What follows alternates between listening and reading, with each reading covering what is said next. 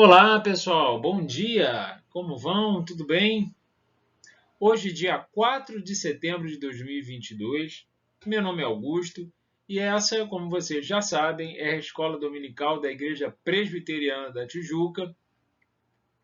Nós temos aqui nosso intervalinho aqui de 10 a 12 minutos para aprender um pouquinho mais sobre as Escrituras Sagradas. Continuando de onde a gente parou na aula passada, esse conjunto de aulas se chama Deus e a Humanidade, pensando um pouquinho das características de Deus, continuando, né, em relação à humanidade. A aula de hoje se chama Aula sobre Bondade e Justiça de Deus. Vamos ver que tema é esse.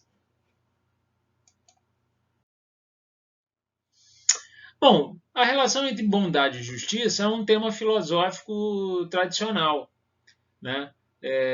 Bondade, qualidade da pessoa inclinada a fazer o bem, né? Um conceito semelhante à bondade é o altruísmo, né? De uma pessoa para outra, né? A tendência a fazer o bem, eu fazendo o bem para o outro, por isso altruísmo. Então, tendência ou inclinação do ser humano a se preocupar com o outro. E, por outro lado, a justiça. Justiça, a qualidade do que está em conformidade com o que é considerado justo.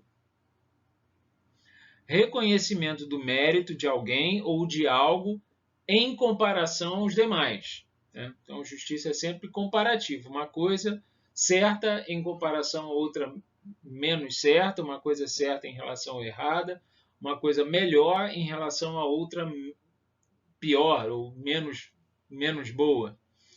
Conceito semelhante de justiça é o merecimento, né? Aquilo que torna alguém ou algo digno ou passível de receber prêmio ou punição. Esse é o merecimento. Você recebe um prêmio ou uma punição. Em comparação aos demais, né? Fulaninho, o seu irmão se comportou bem, então ele vai para a festa, né? Você se comportou mal, não só não vai para a festa, como vai ficar de castigo, sei lá de que forma. Por exemplo, em psicologia social, que é uma matéria, uma disciplina de estudo, reciprocidade se refere à capacidade que uma pessoa tenha de responder uma ação positiva com outra ação positiva e responder uma ação negativa com outra negativa, conforme as normas sociais vigentes, né? As ações recíprocas, portanto, né, agir bem quando uma ação positiva em relação a outra positiva e uma ação negativa em relação a outra negativa, são ações importantes para explicarmos como funcionam as regras, as normas sociais. Em uma sociedade, cada pessoa bem ajustada age correspondendo às ações alheias, né? Aprovando o que os demais aprovam e reprovando o que os demais reprovam, né? Então, de novo, o exemplo, né? O coleguinha, o menininho, o rapazinho, qual é o comportamento considerado como correto? Comportar bem, né? Tratar bem as pessoas, né? Aí vai o rapazinho na festa, quebra tudo, bate nos outros garotos, e aí virar dessa ação negativa uma outra, que é, por exemplo, colocá-la de castigo.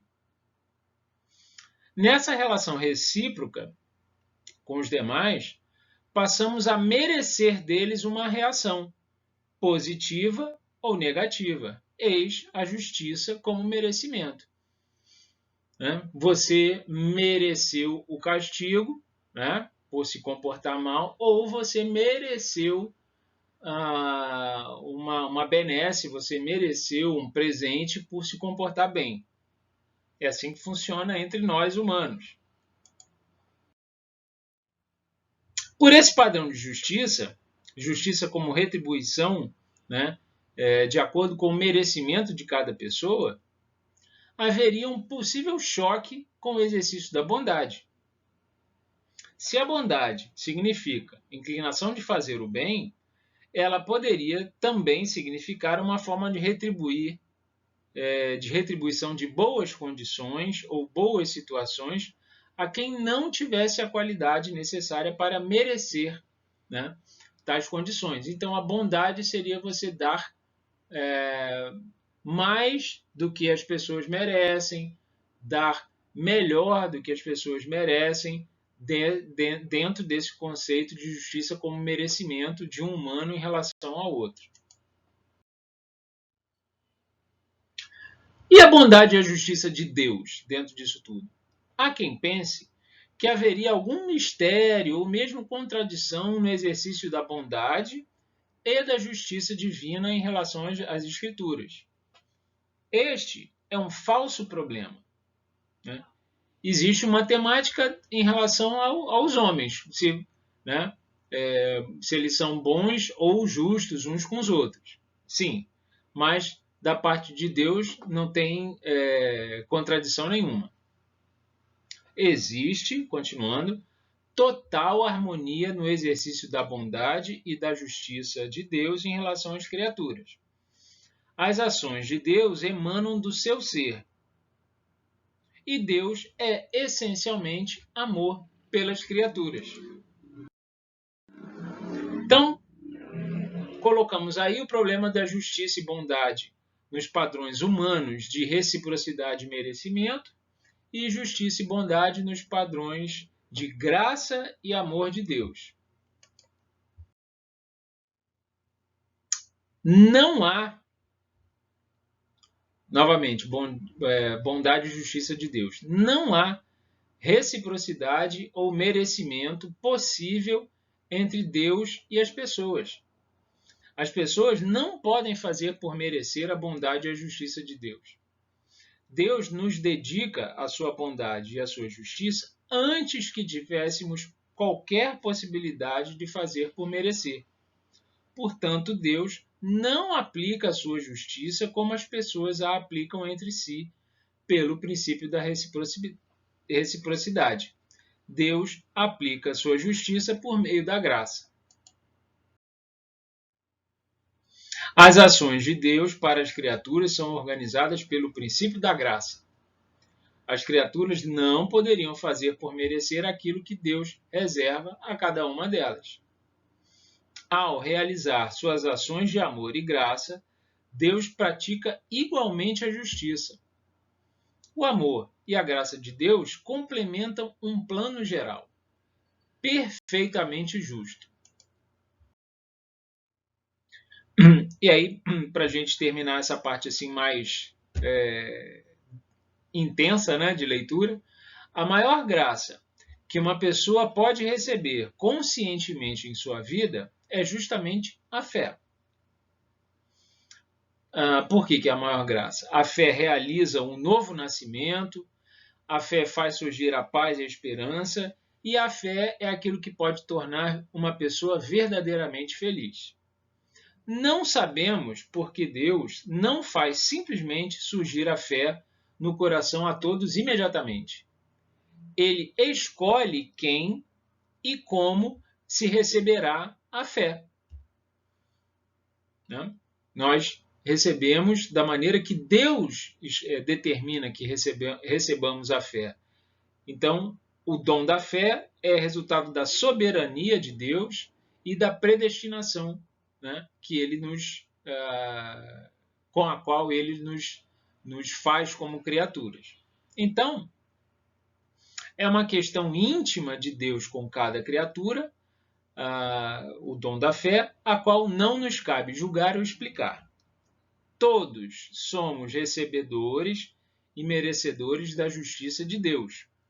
Os que sentem ter recebido o dom da fé e os que sentem não ter recebido o dom da fé. Todos são merecedores da justiça de Deus. O amor e a graça de Deus complementam um plano geral perfeitamente justo. Que plano é esse? O plano é justamente Jesus Cristo. É a vinda do nosso Senhor Jesus Cristo para viver conosco, para morrer e ressuscitar, que completa o plano da salvação, aonde amor e justiça de Deus se complementam num plano totalmente coerente. Então tem alguns trechos aqui que provam isso, não da minha opinião, que não tem importância nenhuma, mas que provam isso estar nas Escrituras. Que diremos, pois? A injustiça da parte de Deus? De modo nenhum. Pois ele diz a Moisés: terei misericórdia de quem me aprouver e compadecer-me-ei de quem me aprouver ter compaixão. Essa é a fala recuperada no Novo Testamento, mas uma fala baseada no Antigo Testamento. E como que é a repercussão disso no Novo Testamento a partir do nascimento de Jesus Cristo? Porque Deus amou o mundo de tal maneira que enviou seu Filho unigênito para todo aquele que nele crê, não pereça, mas tenha vida eterna. Então, quem são os escolhidos? São aqueles que recebem Jesus Cristo. E Deus enviou o seu Filho para todo aquele que nele crê, não pereça, mas tenha vida eterna. Então, a justiça de Deus e a sua bondade realizadas num ato perfeitamente harmônico. Visto, mais algumas palavras sobre a justiça de Deus, visto que a justiça de Deus se revela no Evangelho. De fé em fé, como está escrito, o justo viverá pela fé. E, conhecidíssimo de todos. E para a gente encerrar, Cristo nos resgatou da maldição da lei, do julgamento da lei, fazendo-se ele próprio maldição em nosso lugar, através da morte de cruz, a fim de que recebêssemos pela fé, mais uma vez, o Espírito prometido. O Espírito prometido, resultado do amor de Deus e também resultado da sua justiça. Jesus Cristo realiza em si a justiça de Deus e também o amor de Deus pelas criaturas. Pessoal, espero que vocês tenham gostado da aula de hoje. Hoje ficou um pouquinho maior. E é isso. Fiquem com Deus. Boa semana a todos e até a próxima. A gente continua dentro desse tema.